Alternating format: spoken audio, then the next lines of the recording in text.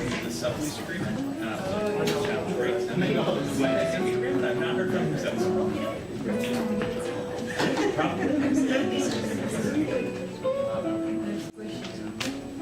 All right, good evening, everybody. Welcome to Beyond Baroque Literary Arts Center. Welcome to the Wanda Coleman Theater. We're very excited to have with us tonight Mark Irwin, Rick Barot, and Matthew Gellman. So please give it up for them. Reading the work.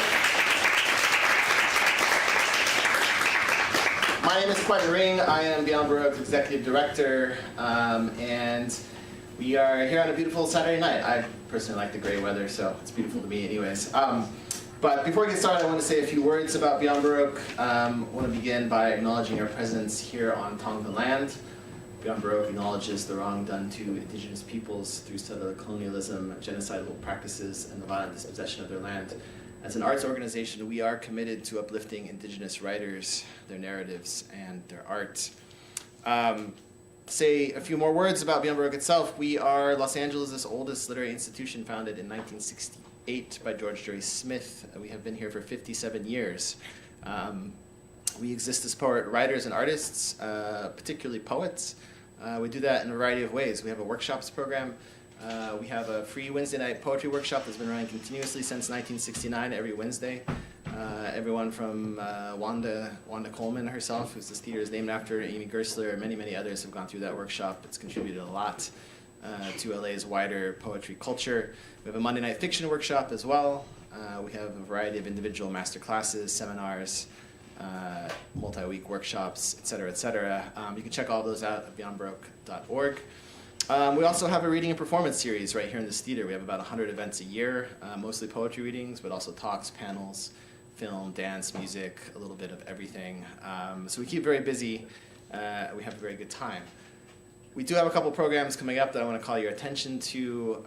Next Saturday, May 10th, we are having a reading with the poet and actor Viggo Mortensen. Viggo is a longtime friend of Beyond Baroque's, an alumni of our workshops. He is actually a very good poet as well as a photographer and artist. And he hasn't read here in quite a long time, despite being good friends with the space. The last time he read here, a bunch of women came dressed as hobbits. He said he was never going to do it again, so we finally got him back, like 15 years later. You can come dressed as hobbits. You have my permission, but he might throw a fit. He will be reading entirely in Spanish. He's writing principally in Spanish now, and so he's reading with the poet Omar Pimienta and Margarita Pintado Burgos as well, who are both exceptional poets. So please do come back for that. And then on May 17th, we'll be having a fundraiser, a small fundraiser here, a wine tasting. We've gotten some Paso Robles wineries to donate some wine. They will be paired with poets. The poets Mariano Zaro, Jim Cushing, Mimi Tempest, and Cynthia Briano. We're going to sort of pair the poets to the wine, so you can find out what kind of poets they are. Cabs, Sauvignon Blancs, we'll see. So that should be a good time. We do really need the support of our community and for fundraisers like this, or just generally speaking. Just yesterday, 4:54 on a Friday, the NEA sent us an email saying our current grant that we are working under right now has been terminated. I think that was sent to a lot of organizations across the country. It is a very difficult time for arts organizations at the moment. We are, the whole cultural sector and pretty much all of society is under attack by the current administration.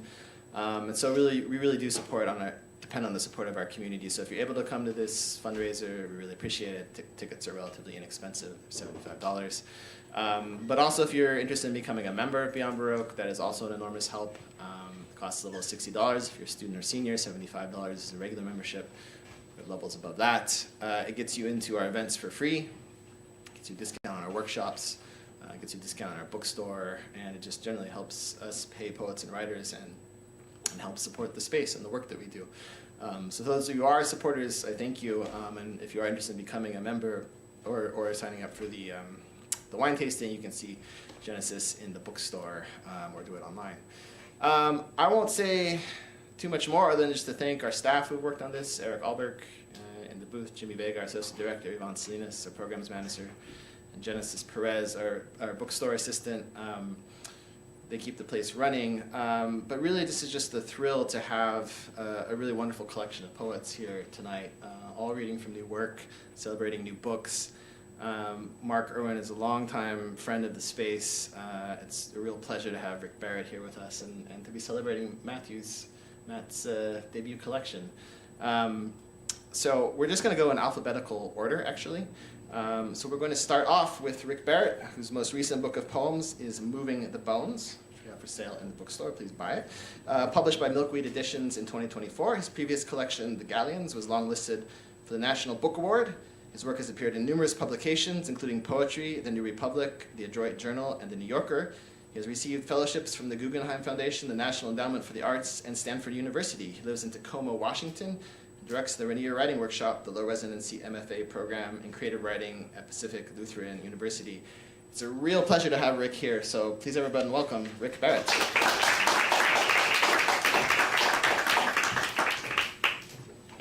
Hi, everybody. How's that sound-wise?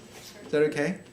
Thank you so much, Mark. I want to give out special thanks to Yvonne for doing so much work to bring us here. And it really is wonderful to be in this space, especially given its naming after Wanda Coleman, and also to imagine over time the many amazing and beautiful voices that have been here, and also the ghosts that I imagine are in here as well. So it's a real honor to be here. And thank you so much to Matt and Mark for being my companions tonight. So I'm going to read from Moving the Bones. And I'm going to start with the opening poem in the book, which is called Pleasure. You are told to believe in one paradise, and then there's the paradise you come to know. The shoes lined up in pairs by the door, and the herd moving with its mysterious intent across a dark plain. The blue of the sky, which is the zenith of all colors, and the love of the man in the next room, strong and rough as a hog's back. My mind has a slow metabolism. It is slow to understand what anything means. But it understands that if you look at something long enough, it will have something to say to you. The sun that is strangely bright on some days, like a poisoned canary, and the crop of winter rocks thrown up in a meadow in April.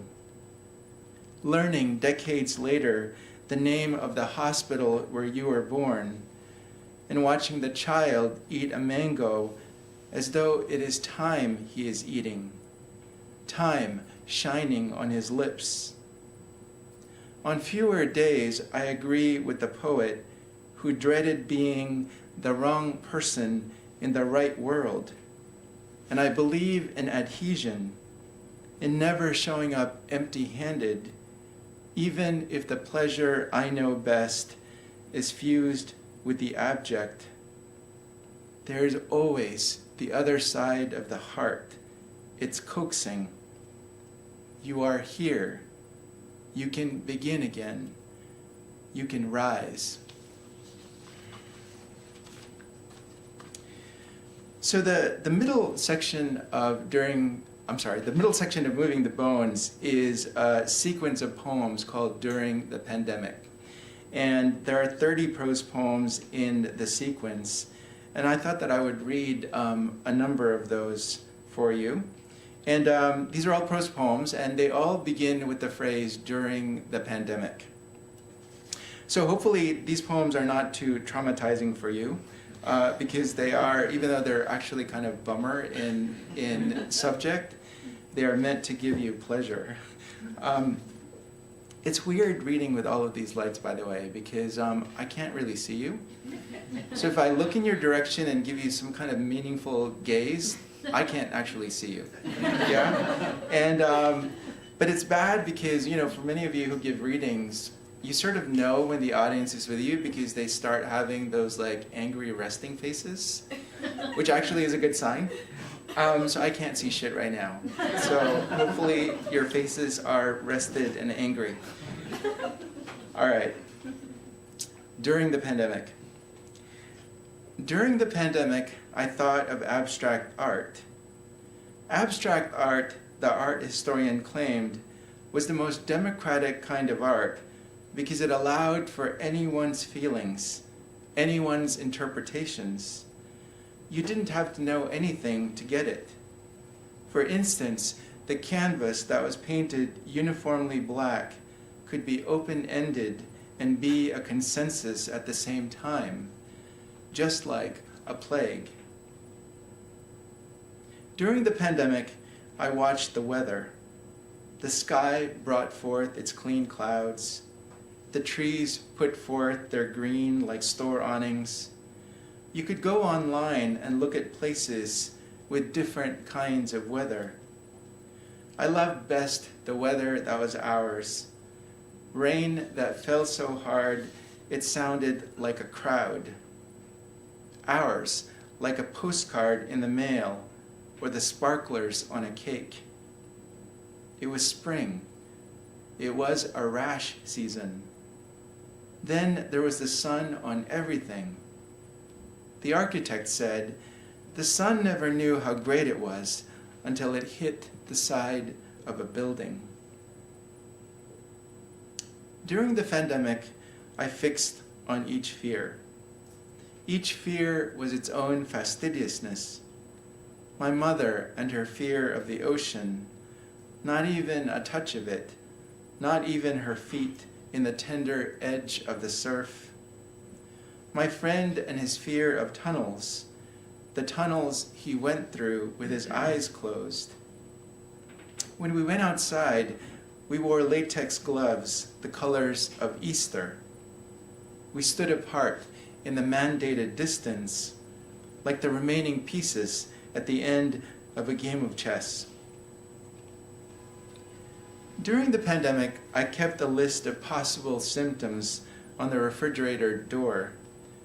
From a distance, it looked like a shopping list, an ersatz normalcy. Fever instead of flour, cough instead of bacon, fatigue instead of milk. With each day, the slippages proliferated. Hospital instead of hospitality, projections instead of protections, virus instead of virtue. Asymptomatic veered towards asymptote, an intimate infinity between them. During the pandemic, I knew we were in a period of interval, so I considered what an interval meant. The interval we were in was not like swinging on a hammock on a warm afternoon. It was not like making a lesson plan to be taught. It was not even like being inside a car wash and its cleansing tempest. It was more like lucky speech in the middle of Beckett's play, its torrent of rage and grief, after which the waiting, which was the point after all, resumed. During the pandemic, I wanted to take up as little space as possible. Wake, wash, eat, clean, watch, lie. I wanted all of my habits reduced to a ritual of monosyllables. The painter said, a skull is a beautiful structure, and it is used to waiting.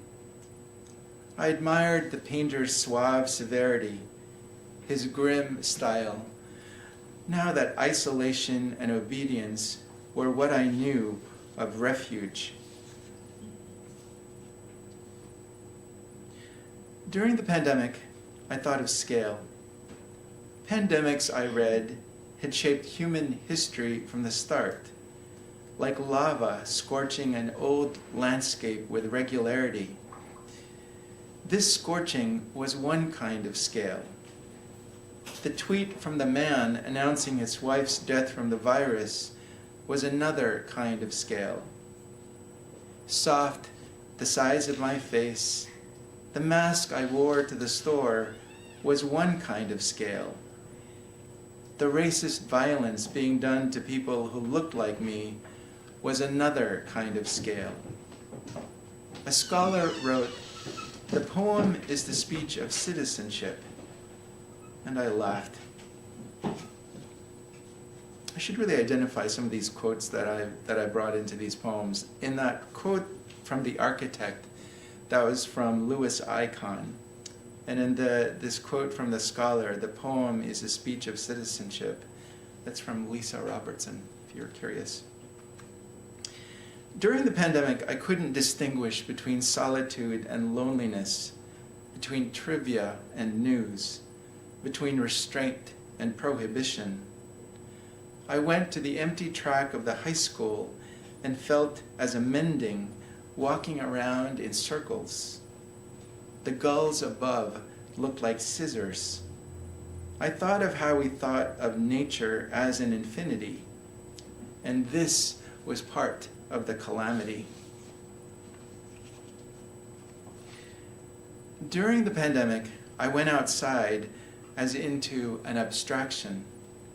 Every body a vector, every public space a possible inflection point, the very air a moral injury. But there was no abstracting this. The bus driver died, the shoemaker, the chef, the playwright, the nurses and the doctors, the ambassador, the princess, the leader of the band, the scholar of Derrida. And this is the last of these pandemic poems. During the pandemic, I praised the cherry blossoms. I praised my lungs. I praised crying. I praised the faces of my students checkerboarded on the computer screen. I praised the curses I gave to those who deserve them. I praised coffee. I praised ventilators. I praised the people gathered on the rooftop of a nearby building, laughing as they looked up at the night sky.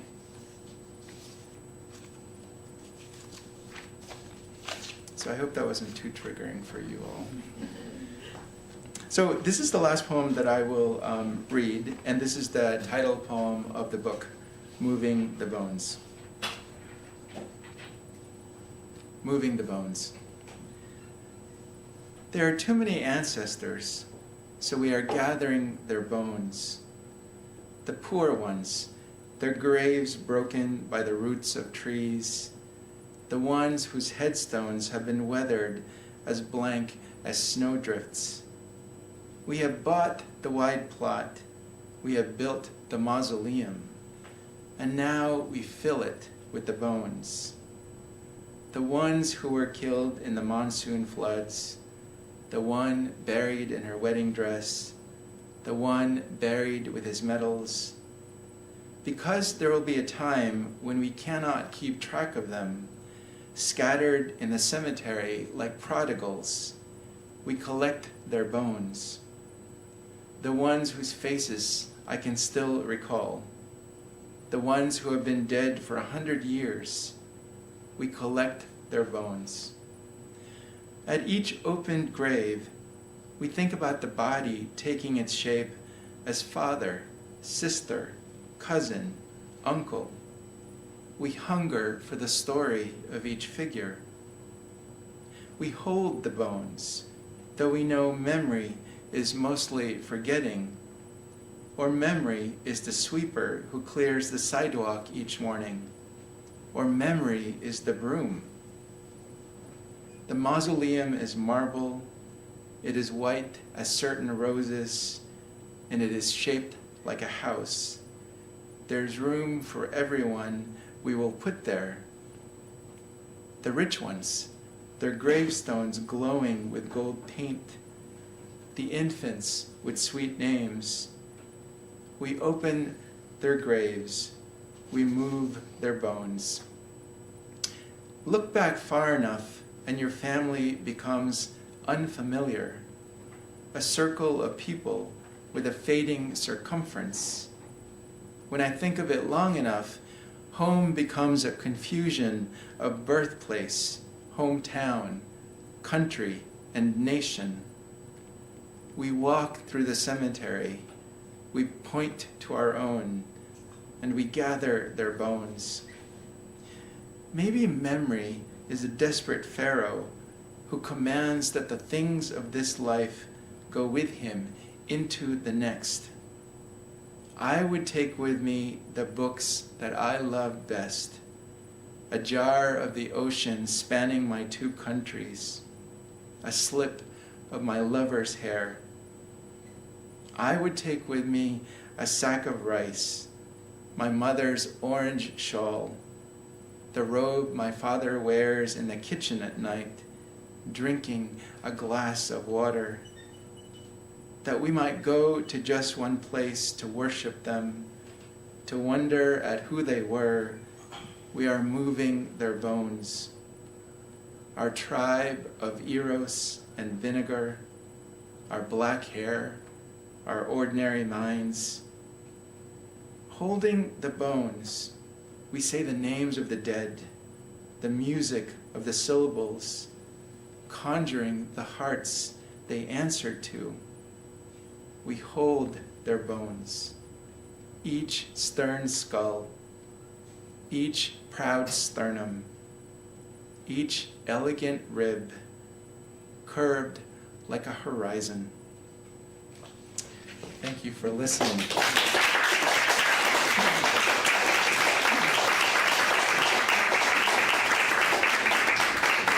One more round of applause for Rick, please. Thank you.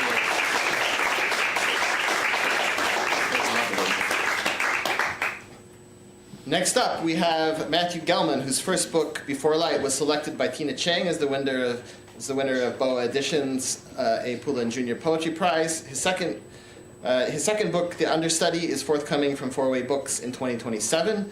Matthew has received fellowships from the National Endowment for the Arts, Brooklyn Poets, Adroit's Giannicani Scholars Program, the Saltonstall Foundation for the Arts, Virginia Center for Creative Arts, Breadloaf, and elsewhere. His poems have appeared in Bennington Review, Gulf Coast, Prairie Schooner, Poetry Northwest, Indiana Review, The Common, Lambda Literaries, Poetry Spotlight, and other publications. He is currently a PhD candidate in literature and creative writing at the University of Southern California. We had a small problem with the publisher not getting the books here in time, so if you wanted to buy Matt's book, please do just leave your name with us, and we should have them next week. But it's just a real pleasure to be able to celebrate a debut collection. So please, everyone, welcome Matt Gellman.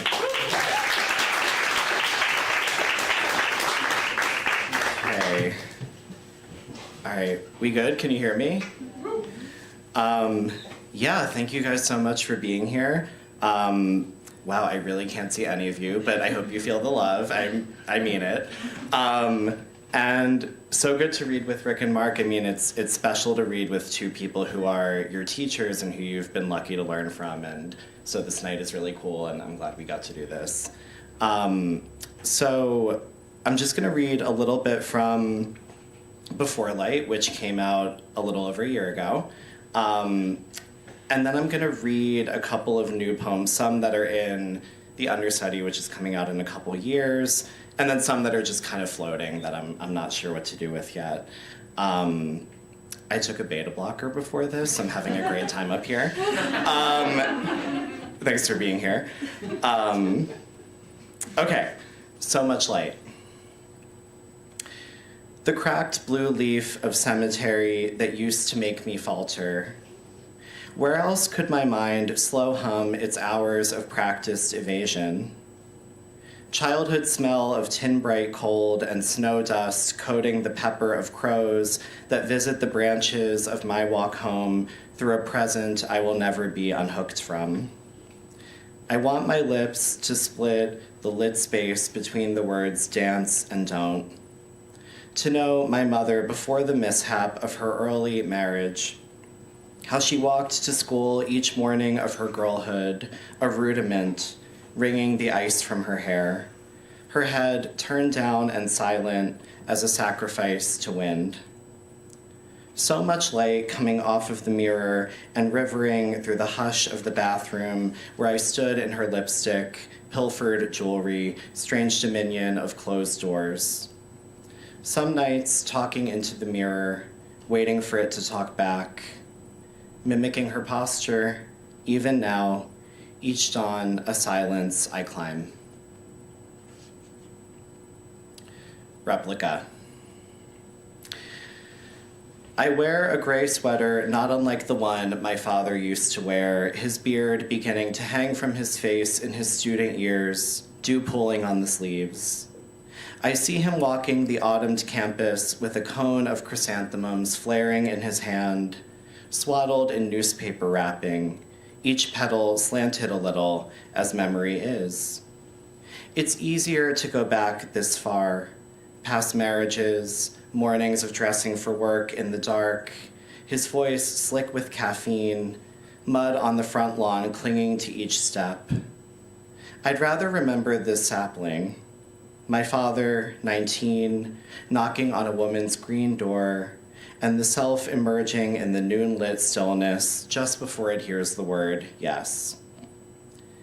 In this one life, with its boundaries set by snow, its laws cemented in air, all we get is a moment to think that we are permitted more than a moment.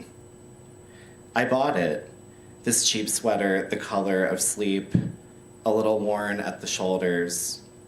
It is not beautiful like the past, but like the past, I wear it. Okay. I'm gonna skip that one. Okay, the next one is called Homecoming. I wanted to shine, to make my body burn, to unlock every glass case where I used to store all my silences and watch them pirouette onto the cedar floor. A brightness in the kitchen, a willow holding sunset in the hoop of its dress. While my mother set the table, I heard my father's car surrender in the driveway. It took so long for me to understand why each time she turned away. Shame for having bought the gown for me, for wishing I'd been a daughter. I wore pink tulle. I spun until I could no longer see my father in the doorway, his head in his hand. Okay. Snipe. His low, madrone-colored drumming skitters over the knotted tuft of marsh like a siren skimming the unkempt songs on the insides of our throats thirsting for sun. I love watching him dip his enormously long beak in the water, his camouflage ruffled, wading in before stuttering into another swoop toward the mountain. When it was clear that my father would not come back, my mother began making lists. Where to throw out his clothes, where to get the pills, the places his hands had been. She substituted food for Virginia Slims and at night tugged the phone off its hook.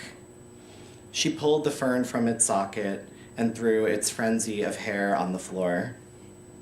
Some nights, on the patio, singing the songs that made her feel like a girl again, I'd fumble the chorus and the same notes began riding the starless heat of our mouths. And though this didn't call him back, though we knew it wouldn't, though we could barely look at each other, this is how I've used my voice since then. Not to be beautiful, not to contend with whatever question each season is singing, not even to try to convince anyone I am sane and going to be all right, but more like the snipe veering over this soggy meadow, calling out to no one, just using his voice to know that he is here. Okay. I never read that poem, but Rick told me at Bread Loaf that I should read that poem, and I do what he tells me to do, so thank you. This next one is called Painting November. There is still music in the trap of the mind's pale gold recalcitrance. You are 10 years old and you cannot make the house look right in paintings. Distracted, the light sails to your window and unloads its cargo of leaves, and beneath it, your father's crackle of bootsteps tossing your little brother in air. You hear his laughter, slipping between the spiderette-shaped break in the glass, the salmon color of his forehead apprehending the muscular clouds. And you know there will be a conclusion to this before you can capture it. Silks of the lilies on canvas rumpled, the brush heavy as a cut antler in your palm. The green swoops of flight you want to call starlings seep together. Your brother completes his passage again, safe in the hair of your father's arms. Night will come down, as if forever, brown leaves in the street breathing. How is it that love is not enough, but infinite? Night Logic. The day a boy was discovered roped to a fence, his body an emblem of aching, the cyclist who found him there mistook him for a scarecrow.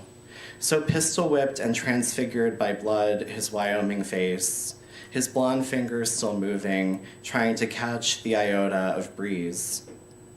To be queer is to be questioned on the way your breathing displaces light, the way you lilt or stutter, the way a cigarette learns to bleed from your hand.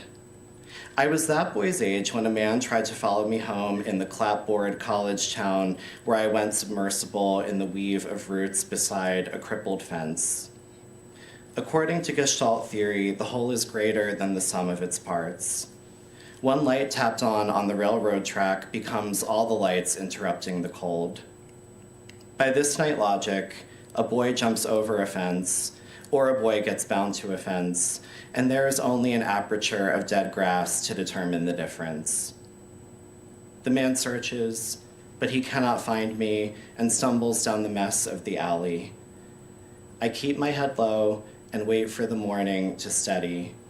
So quiet, I hear the whole planet.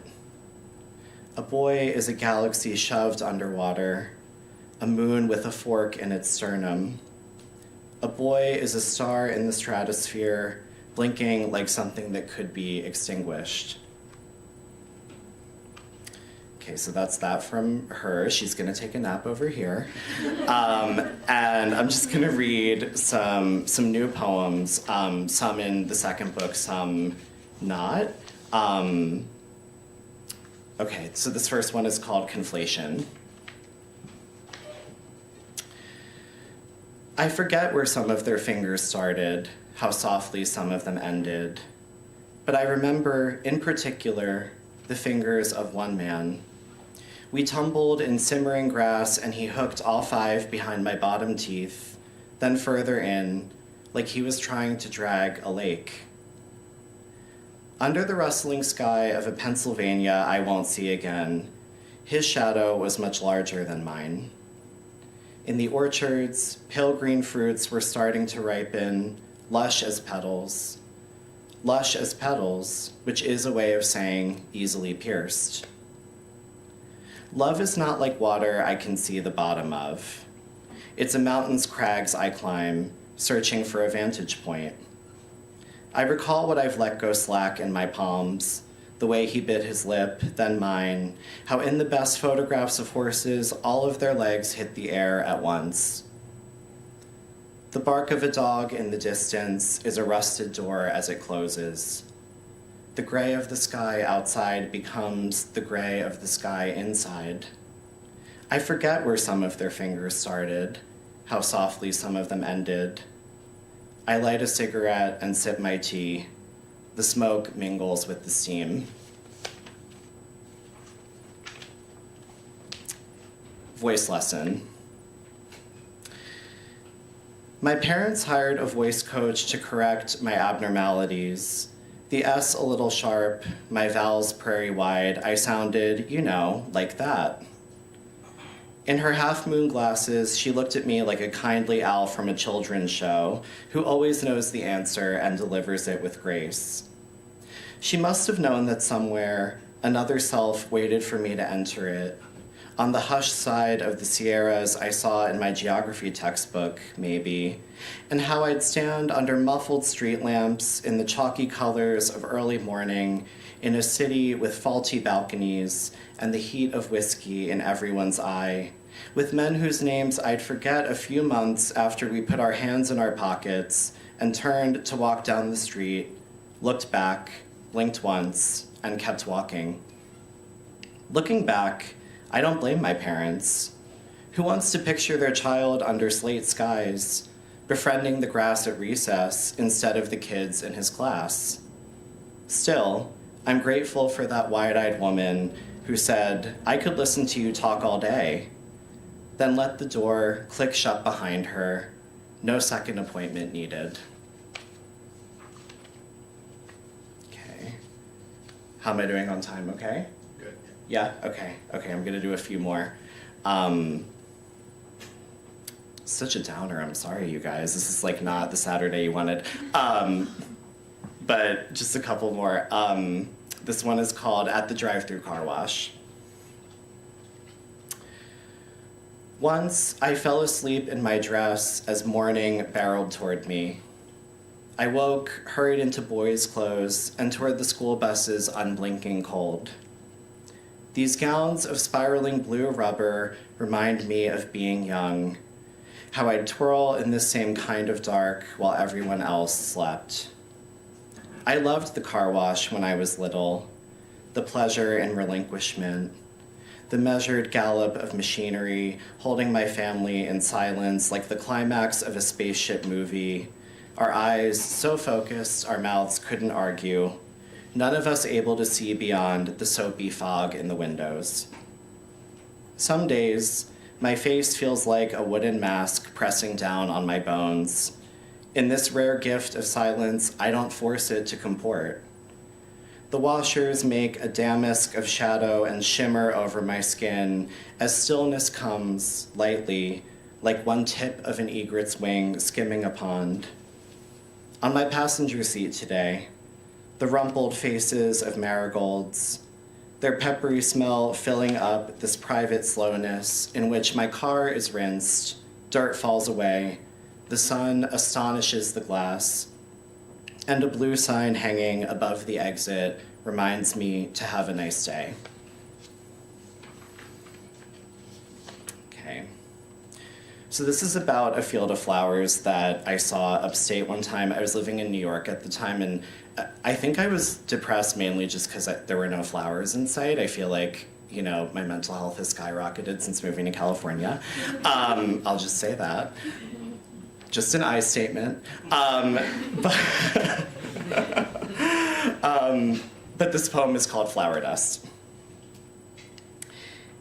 Even on blustery days, they each stand inflorescent, these sunflowers that crowd this unassuming side of a road. On a clear day, they are the faces of students in a fidgeting classroom, full and benevolent, whispering secrets in the hour before the clock strikes summer. A bee's white breath pauses as it lowers its mouth to pollen, eating the light of sunflowers to inscribe the air with light. While just miles away, an aging deer gnaws a scraggly roadside rose by a Superfund site where hard flies buzz like the seeds of a spoiled pomegranate. In several years, the land this yellow warms will be sold for private profit, and each dimpled petal will be marketed, cut, or plowed. But for now, the sunflowers are all breathing in repose. They are not yet dust floating over a lake. Okay. So I'm just gonna do one more. Again, thank you guys for being here, I appreciate it. This one is the last poem in the understudy. It's called I Remember the Stairs. I had a date with a photographer who told me under a Tiffany lamp my face had the signs of neglect he liked. He wanted to photograph me. What an insane thing to say, right? Like, I'm just like thinking about that again. Sorry, wild. Anyway, he wanted to photograph me. After 3 rounds of Guinness, we walked home arm in arm under frothing dogwoods, although I shouldn't use the word home, should be wary of where I assign it. I remember how much taller he was in the dark of his living room, the purple tie he used to tie my hands and the hair on his hands.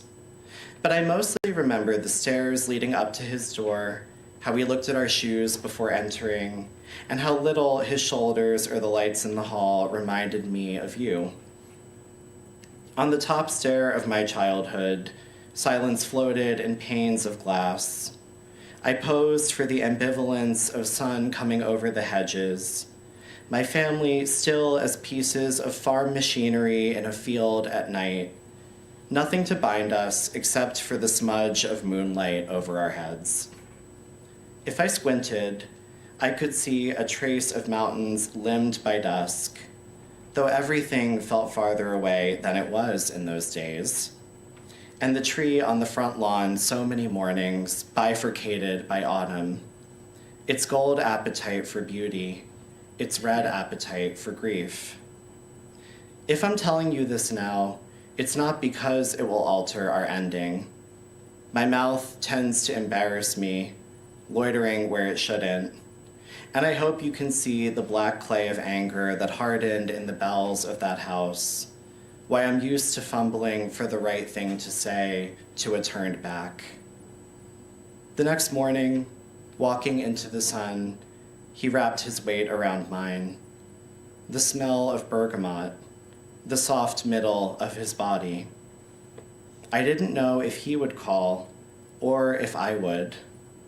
Above, the wind dislodged a blossom and hurried it toward the sky. Okay, thank you so much.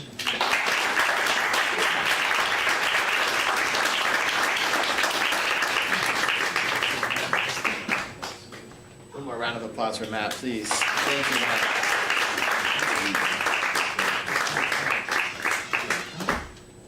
And next up, we have Mark Irwin. I think he just left the room, but Mark Irwin is the author of 13 collections of poetry, which include Once When Green, his newest collection, which we have for sale, Joyful Orphan, Shimmer, American Urn Selected Poems, Large White House Speaking, Tall If, Bright Hunger, and many others. He has also translated Philip Denis's Notebooks of Shadows, Nichita's Stănescu's Ask the Circle to Forgive You Selected Poems, and Zanzibar Selected Poems and Letters of Arthur Rimbaud. His collection of essays, Monster, Distortion, Abstraction, and Originality in Contemporary American Poetry, was published in 2017. His poetry and essays have appeared in many literary magazines. Recognition of his work, meanwhile, includes the Nation Discovery Award, 4 Pushcart Prizes, 2 Colorado Book Awards, the James Wright Poetry Award, and many others. He's a professor in PhD in creative writing and literature program at the University of Southern California. He lives in Los Angeles and the mountains outside Salida, Colorado. His poetry has been translated into several languages. I should say he is almost about to be no longer a professor at USC and is going to move to Colorado full-time. Mark has been a real friend to Beyond Baroque, a brilliant poet over many years here, and so I'm not going to say this is a farewell, because I hope and I think you'll be back, but it's always just a pleasure to host you, Mark. So please, everybody, welcome Mark Irwin.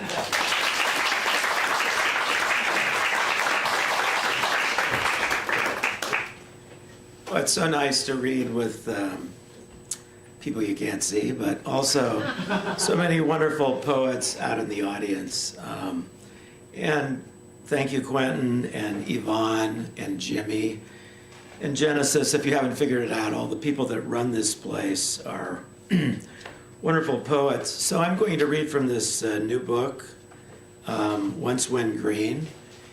And it has 2 epigraphs to the book, one by Natalie Diaz and one by William Merwin. And I'll read just the epigraph, very short, from Merwin, which is kind of a preview to the book. It's a poem called Witness. I want to tell what the forests were like. I'll have to speak in a forgotten language. So yeah, Once When Green, that would be me too. It's a book about memory and desire and how desire resurfaces in memory. I'm going to start with this poem. A day, 1,000 days, and 100 years. The blue jay that flew through the open window fluttered about, then vanished, leaving some wildness. She wanted that in her life and tried to find it in language. Sometimes we need to say words that make us feel, taste, or smell. Corduroy, cinnamon, lilac. She recalls the smell of oregano and rain, an invisible mountain calling forth, and how the drifting stars seemed unformed words, or that there were always a hidden blank within each sentence that needed to be filled in. Sometimes it hurts, this listening close. The word no, so filled with shadow, and yes, with its wide, slapping ocean. Time, with its long eye engine, not wanting to run down. She knew it like the wind or the haze of dust settling and resettling on the desk and bureau.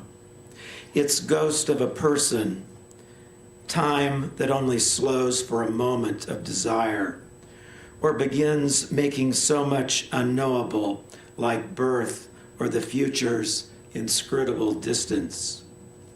A day, 1,000 days and 100 years, and then to feel age like the weight of a coat. She tries to brush a gnat off the page, but then it becomes a stain, among other words. This world, the sad or good work of our hands, the seesaw of joy and sorrow beneath a sky that's too big and wide. But if you were to open the house and look down among the moving bodies, wouldn't you see a little eternity escaping?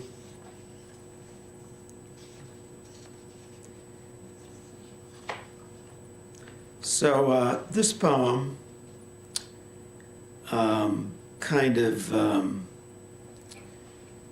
is a look back at our planet, kind of in pollution. If I can find the poem here. It's called Astronaut. Late in the life of our planet, and having failed at love, I've been sent into space for a month.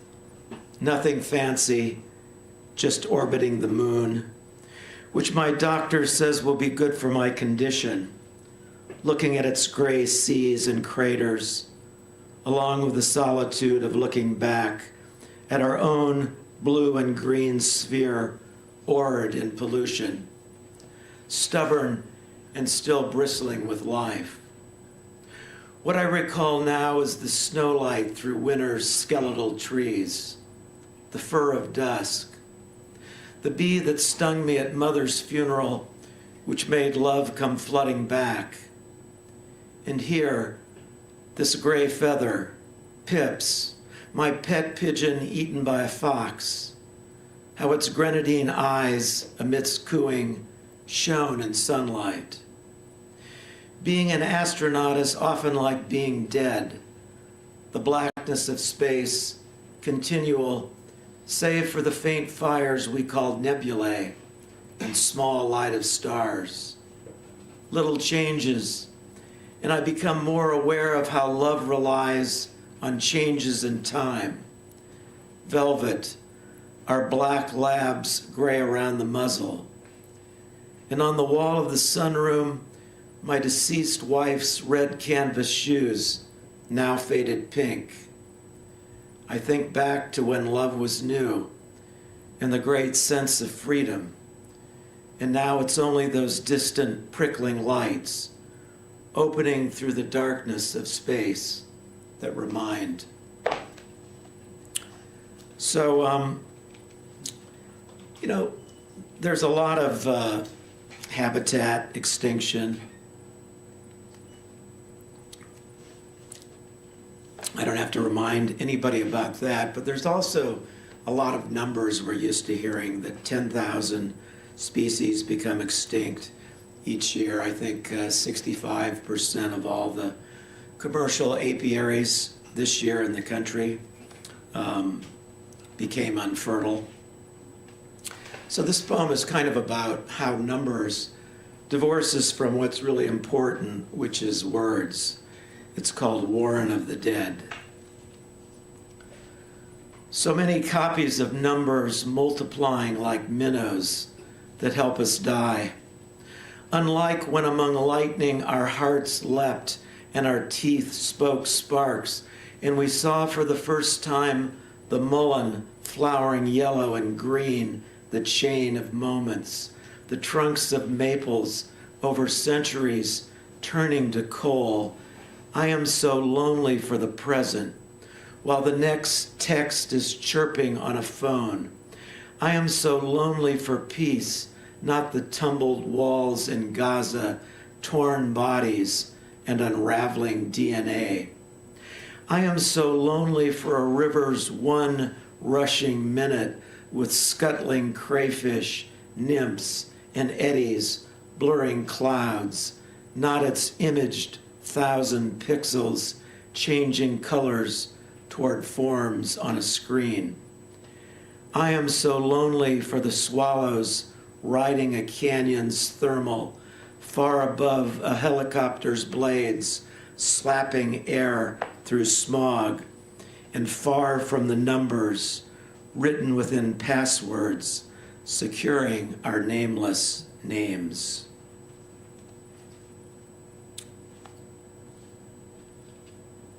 So this poem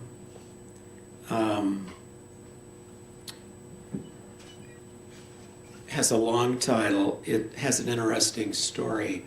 For my birthday, my wife got me this, she had it wrapped, this very large square which weighed about 25 pounds. I had no idea what it was, not a bowling ball. I don't bowl. But it was a salt lick. And so I wasn't sure, right, whether I was supposed to start licking it at the table or put it out in the yard for the deer. But what happened to the salt lick is that after the deer licked it, these birds took it over and poked these marvelous little cairns. It looked like Bryce Canyon. It was really amazing. So there's a reference to that in the poem. And then my friend Nolan, who's a veterinarian, there was an antelope that got caught in a barbed wire fence. And this was kind of an amazing thing because I was holding the head of the antelope who was bleeding on its thigh, and he was working tin snips to cut the wire. But, you know, to be that close to a creature that is trying to escape was amazing. Here I am working again between the edge and center, trying to mend what matters. On the edge, it was the pronghorn caught in barbed wire, whose head I held while a friend worked pliers on the tight-strung thigh. Those small hinges in the eyes, wild fear before it sprang, its full jest of being, in wind like fire or rain you can see right through. That kind of being, that kind of life let loose. But the center's much harder, as when you say to a dying person, I am here, and that I is a bridge, or that arrowhead found in situ with human teeth before snow, a page we could all then write on with the entire weight of our bodies. At noon I wear the dead man's hat, and there is no shadow but mute hello. And the fossil-shaped bird beaks have pecked into the salt block, resembles pinnacles and cairns, until there is nothing but white, flattened the way an elephant's face appears like an ancient shield set before the eyes, caved within whorls, a geography one cannot attain, a ruin for gazing. I'll read just a few more poems here. There's a wonderful, I've been obsessed with this quote in the book of Matthew. I think it's like Matthew 5. There's a line that says, let what you say be yes or no. anything else comes from evil. Of course, that's impossible, right? I mean, it's completely impossible, especially for artists who live in the world of maybe, perhaps. Can I tell you in 10 minutes, 15, right? That gray area between yes and no, I think, is where our lives take place, and where we make so many mistakes and where we grow. When it happened, you were alone, or if with someone else, you stepped outside. There was the sound of people talking, but you heard nothing. For it had happened as it will happen to others, earlier or later, close or far away. But because it happened now, you look off into the distance where someone's writing a word in the snow, pulling, dragging a stick through each of the giant letters. But from the distance below that hill, the word's not legible. Some believe the word is yes, and that it contains all words, and the ache in each of their ecstasies. Others say the word is no, the origin of silence from which all words come. You want to discover that word, but while you're approaching, the snow begins to melt, fields green, and the words disappear.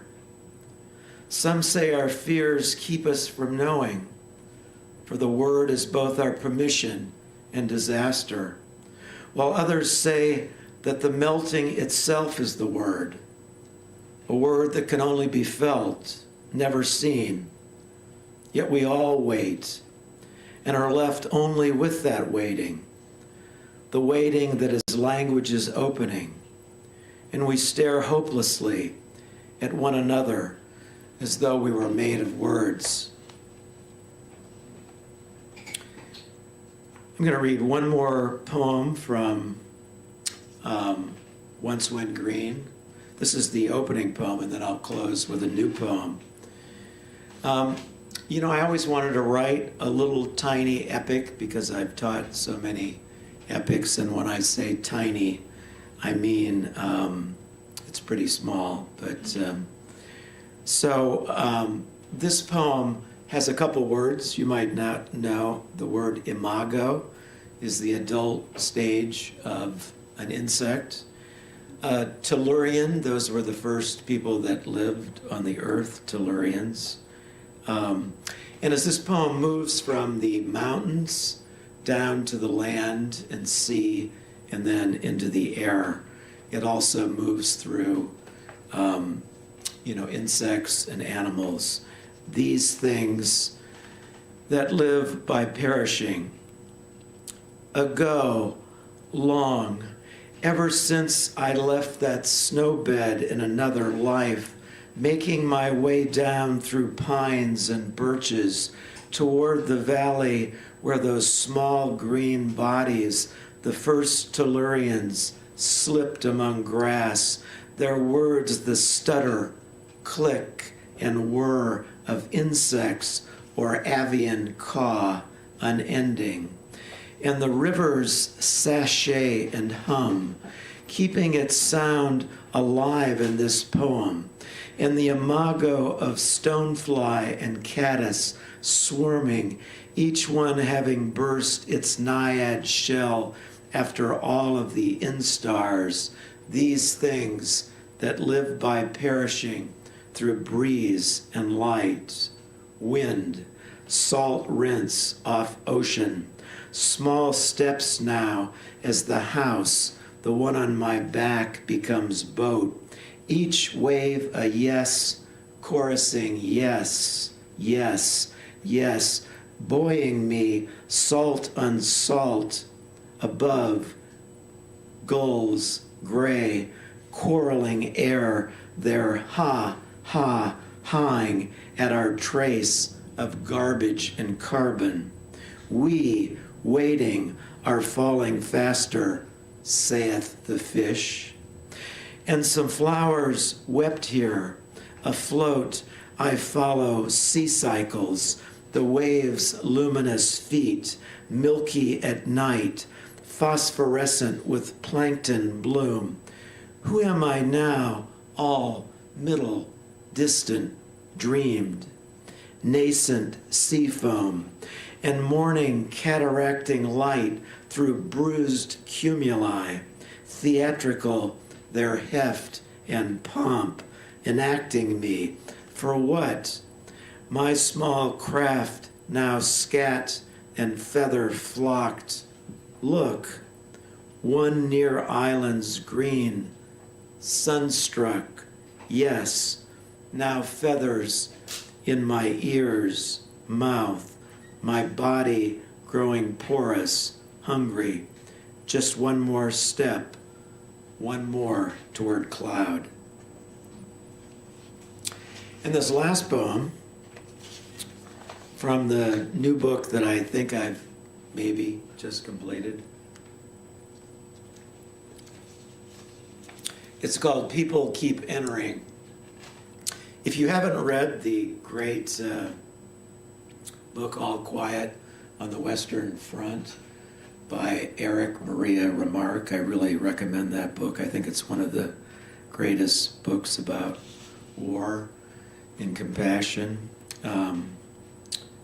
So this poem takes a scene from that to begin with. Thank you again, all of you, for coming, all the wonderful poets in the audience, too many to name. People keep entering. The story about the soldier who keeps a beetle in a matchbox, letting it out several times a day during World War I, when men fought from trenches within a sea of mud and lived like animals. The beetle preferred the mud and the trenches, but the matchbox was its home and enemy. People keep entering into each other's lives, deaths, and their faces move like projectiles into the future. Sometimes I'll visit the house where I grew up and say, "This is my house," and I will sit the way that word sits inside the word visit. But sometimes I'll say there is no house, because most of those who touch me there are gone. The soldier with the beetle was killed, but another wounded soldier found the matchbox and let the beetle go. A happy story in a tragic war that I like because I was trained to fight in a war that ended, and like the beetle walked away. There are few visitors to the house where I grew up because the future there's become the past. So sometimes in that house I'll walk backwards, gathering shadows. And inside the shadows, the names come unbound, so that there are sounds in the shadows like that of a foghorn, heard through a long distance, until the rooms that I enter become very still. Thank you all for coming. Thanks to Rick and Matthew.